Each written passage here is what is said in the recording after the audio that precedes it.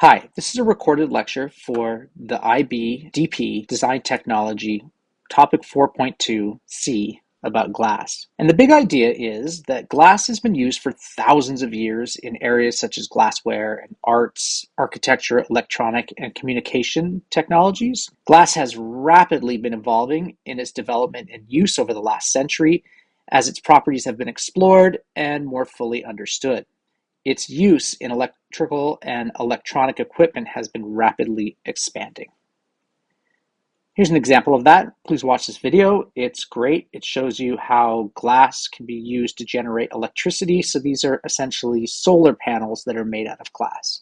To define glass, we need to understand that it is a hard and brittle, typically transparent, amorphous, so that means it doesn't have a defined shape or form, solid made by rapidly cooling a fusion of sand, soda, and lime. And you can see here what amorphous means. Crystalline means that there's a structure in the way that the molecules or atoms are put together, and amorphous means that there's really no structure, that they are kind of randomly put together. This video right here explains why glass is actually transparent. It's pretty interesting, and I would have a look at it. We're going to talk about several different types of glass. So the first type that we're going to talk about is the one that you most commonly come across in your daily lives, which is soda lime glass. And this is what we have, glassware out of, jars, windows, things like that. It's soda lime glass. If you click on this link right here, it'll take you to an explanation of soda lime glass, show you this breakdown of the constituents of the soda lime glass, etc. It gives a lot of information. It's pretty good for physical properties of glass. Another type of glass that you are probably familiar with is borosilicate glass, and this has some boron in it. That's the boro part right there. And we use that for cookware. So if you think of Pyrex glass or this Corning cookware right here, so it's actually quite heat resistant, and that's why we use it in those cases. So heat resistant glass is borosilicate glass. We have fiberglass. So fiberglass is really just fibers made out of glass. So they are like bits of glass string. And this is a video that shows how that's made. This is just a funny video.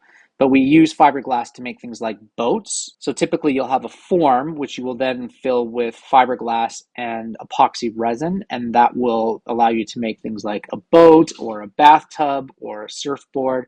These are all made with fiberglass.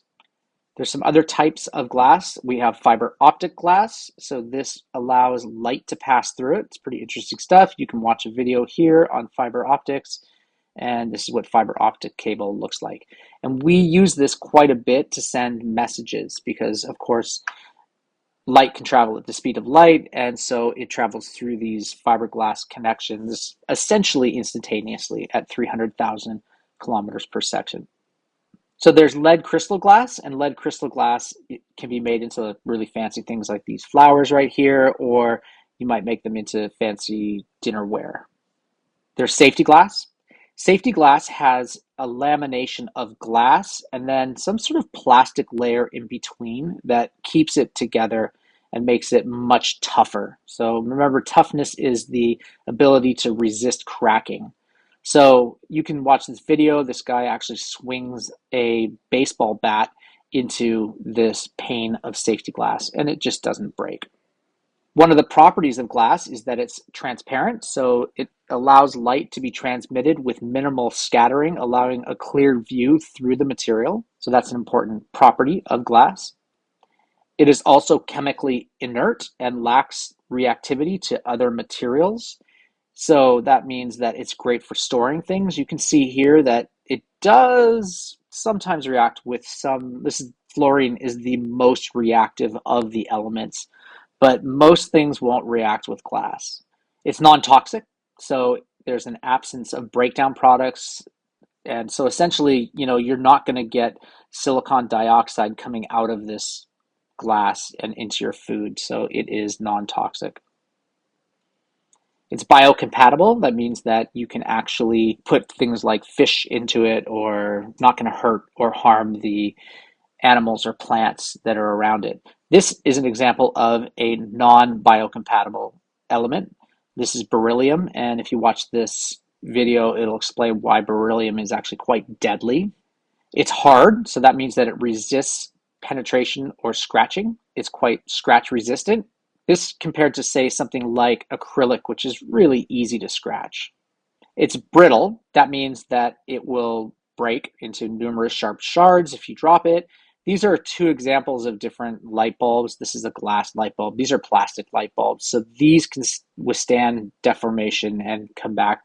Generally, they're a bit elastic, to tell you the truth. But, something like a glass light bulb will break really easily. It has a lot of aesthetic appeal. This is very appealing. This vase right here. This is a soda can with a flower in it, and it's not so appealing. It's also an electrical insulator, so it reduces the transmission of an electric charge. This is why they were used for many years as insulators at the top of transmission towers. So these are actually glass insulators to stop the transmission of electricity. It's also quite cheap because it's made of silicon, and this is what silicon looks like right here. Don't confuse this with silicone, which is a type of glue or adhesive, but silicon, it's a metalloid, and it's got this silvery color to it, and it looks metallic, but it's actually non-metallic, although it has some metallic properties. It's right on that cusp in the metalloids when you look at it on the periodic table of the element. You can see that oxygen and silicon are the two most abundant elements in the earth. So these are the elements that occur on Earth, and silicon and oxygen are the top two. Thank you for watching.